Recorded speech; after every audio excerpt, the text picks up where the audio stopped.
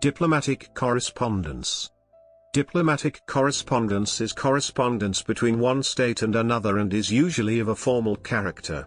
It follows several widely observed customs and style in composition, substance, presentation, and delivery, and can generally be categorized into letters and notes. Letters.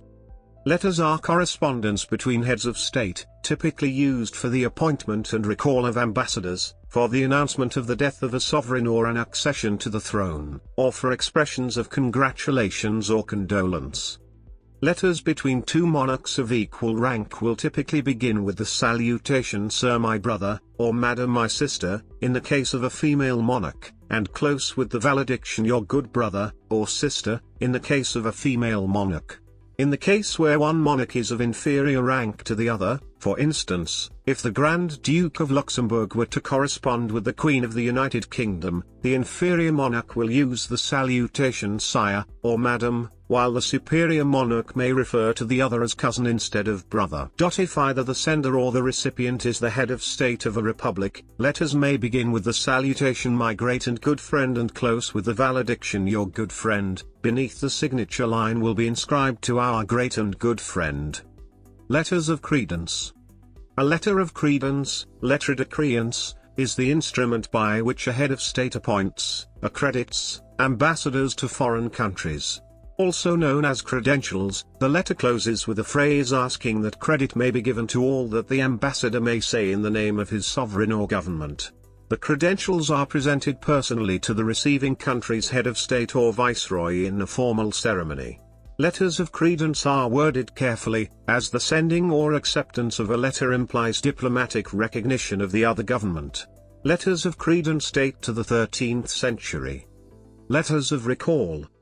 A letter of recall is formal correspondence from one head of state notifying a second head of state that he or she is recalling his state's ambassador. Full powers. In cases where an envoy is entrusted with unusually extensive tasks that would not be covered by an ordinary permanent legation, such as the negotiation of a special treaty or convention, or representation at a diplomatic congress, an envoy may be given full powers, pleins pouvoirs, in letters patent signed by the head of the state designing either limited or unlimited full powers, according to the requirements of the case. According to Zotof's diplomatic practice, the bestowal of full powers traces its history to the Roman plena potestas, its purpose. Notes. Note verbale.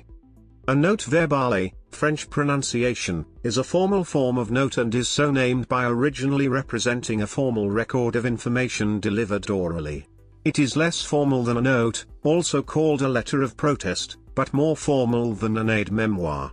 A note verbale can also be referred to as a third-person note, TPN. Notes verbale are written in the third person and printed on official letterhead. They are typically sealed with an embosser or, in some cases, a stamp. All notes verbale begin with a formal salutation, typically. Notes verbals will also close with a formal valediction, typically. Notes verbals composed by the British Foreign Office are written on blue paper. Example: Ukrainian protest of the annexation of Crimea by the Russian Federation. Collective note. A collective note is a letter delivered from multiple states to a single recipient state. It is always written in the third person. The collective note has been a rarely used form of diplomatic communication due to the difficulty in obtaining agreements among multiple states to the exact wording of a letter. Identic note. An identic note is a letter delivered from a single state to multiple recipient states.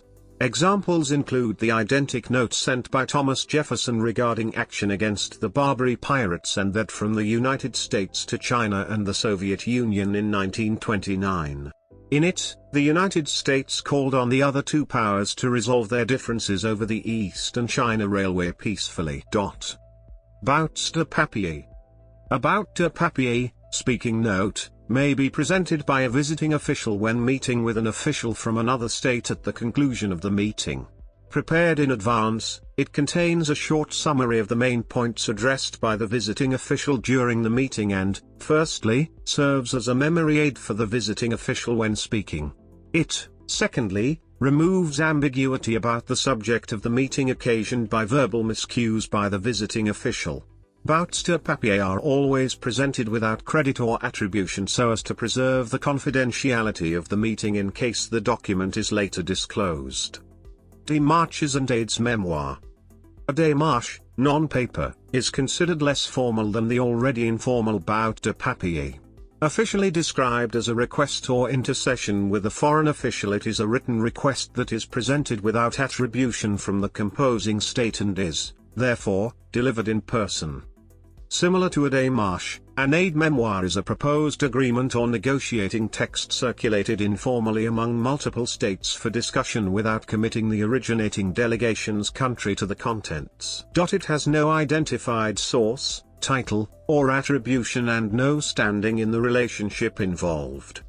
Protocol.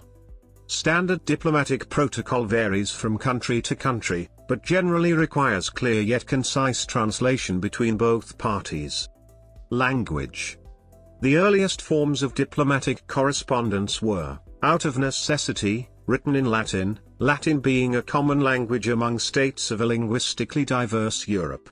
By the early 19th century, French had firmly supplanted Latin as the language of diplomacy. On one occasion, in 1817, the British attempted to correspond with the Austrian imperial court in English, prompting Clemens von Metternich to threaten retaliatory correspondence in Wiener Reich. In modern times, French has largely been replaced by English as a diplomatic lingua franca in correspondence between two states that do not share a common tongue. Rejection. States may sometimes reject diplomatic correspondence addressed to them by returning the original copy to the sending state.